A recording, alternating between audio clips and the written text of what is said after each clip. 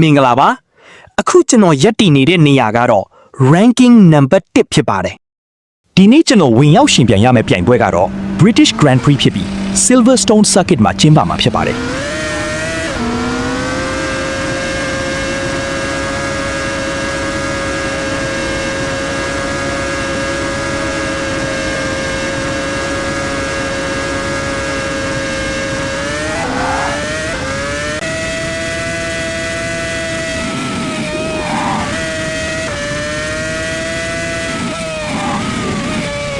ကျွန်တော်နည်းနည်း push လုပ်မိလို့တာယာတွေအရန်စားသွားပါတယ်အခု pit ထဲဝင်ပြီးတာယာချင်းလို့ပြီးတာနဲ့ဒုတိယပိုင်း button ကိုပြန်စတော့မယ်ဗျ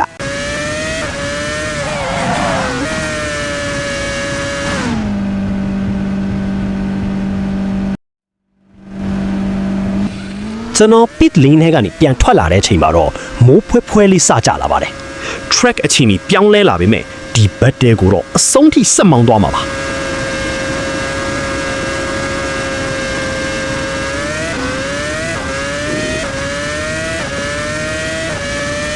ရှေ့ကားကနည်းနည်းနှေးသွားတာနဲ့ gap ကိုအမိရယူပြီးလှလှပပ overtake ပြလိုက်ပြီဗျာတစည်းနဲ့မပြီးသေးဘူးဗျာရှေ့မှာနောက်တစ်စီးရှိသေးတယ်ဒီတစ်ခါလဲလှလှပပ overtake ထပ်လုပ်ပြလိုက်ပါတယ်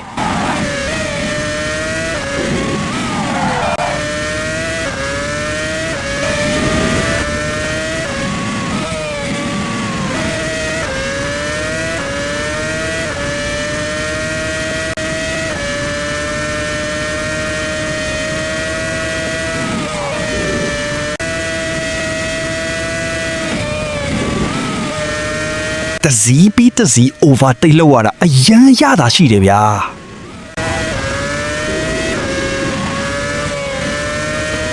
Yes top 1နောက်ဆုံးတော့အနိုင်ရခဲ့ပါပြီဗျာ